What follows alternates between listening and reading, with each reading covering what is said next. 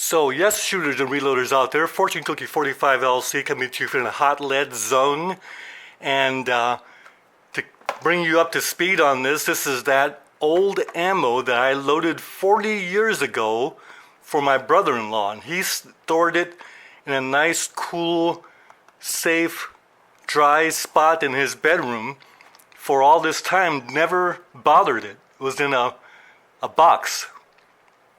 At any rate, this ammo was loaded for PPC shooting way back when, and I already did a video on that. These are these nice molten swedged hollow base wad cutters that were greased with this kind of real greasy lube that we bought in 1,000 round boxes and did PPC shooting with these. So my load is 2.8 grains of bullseye, and it's not even marked on here, but I know that's the load we used. Now I also loaded for him some of these 158 grain semi-wad cutters, which if you look at this, they look very nice. They're not Remingtons. I've forgotten what these are, but they are loaded with 5 grains of unique powder. And I did go ahead and indicate that here. That's my handwriting.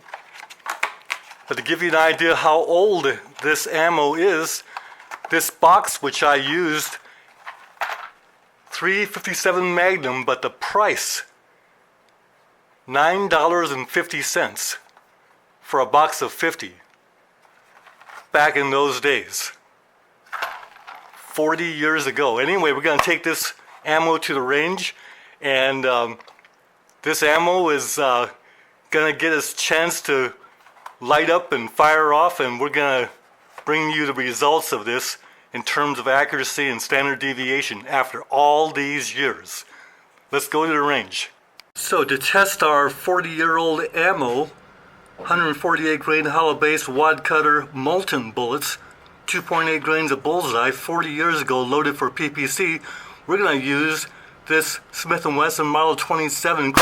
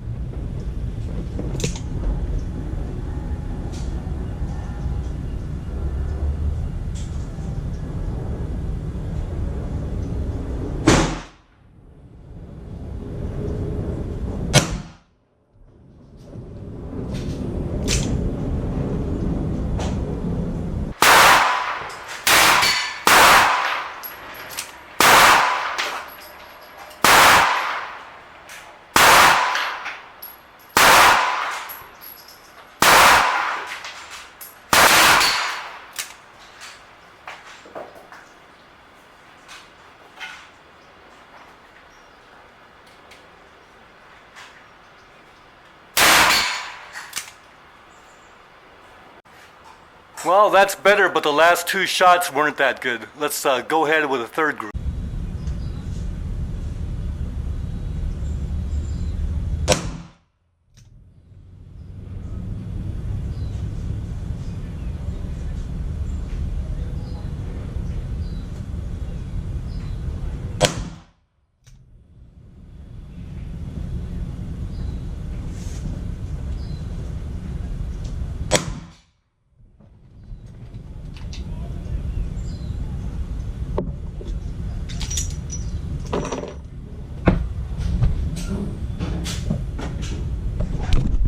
So the first two groups, whether it's getting settled in and calibrating ourselves, whatever, but the second two groups are representative of what I recall that ammo doing 40 years ago. And the standard deviations are not that impressive. We'll show those to you, but it's probably because all the powder charges are thrown and not weighed. So that ammo shot about average of 740 feet per second, but the standard deviation actually ranged from 17.5 to 50. And it's because that 2.8 grain powder charge, there were some light loads that you could actually feel were a little bit underpowered. 2.8 grains is small powder charge, very easy to get some variation with that powder charge. So if I were doing these again, I would hand weigh every charge. However, one good thing to note is this round went through 24 firings, and you can see that the crimp is good. There's no bullet movement at all, so the ammo has good integrity even after 40 years of storage. Now we're going to test those 158 grain semi-wad cutters from 40 years ago with the 5 grains of unique.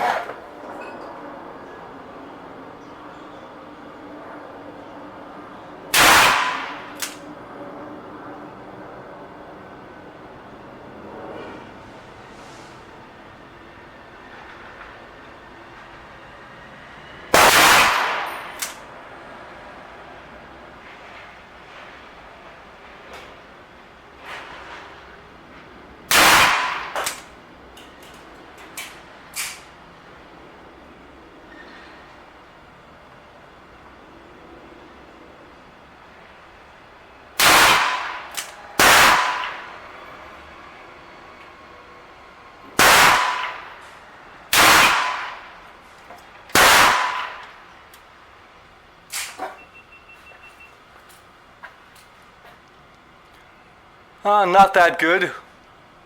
About the same as the wad cutter ammo.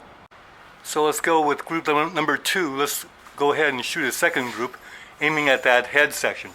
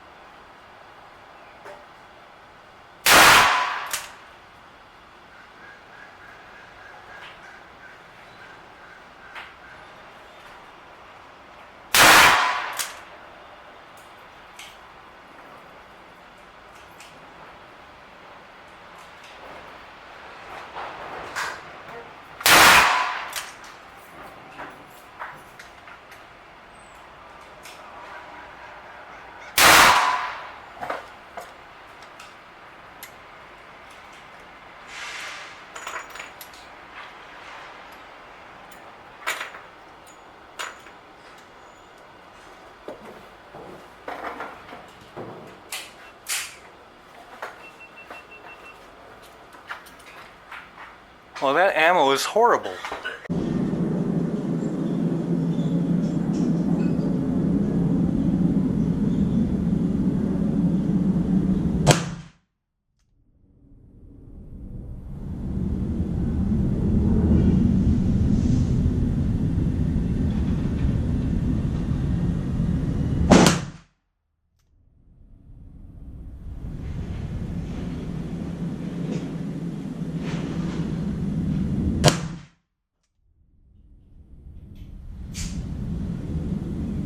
Notice a good crimp after shooting 18 rounds. This ammo integrity is very good. This ammo actually looks pretty good, but it's not shooting well. Well, sorry to report that this 40-plus-year-old semi-wad cutter ammo is only good for 866 feet per second average, but the standard deviation is 30. Not acceptable except for general all-around shooting, but 40-year-old ammo, good integrity, and it all functioned. So maybe it's not all a total loss after all.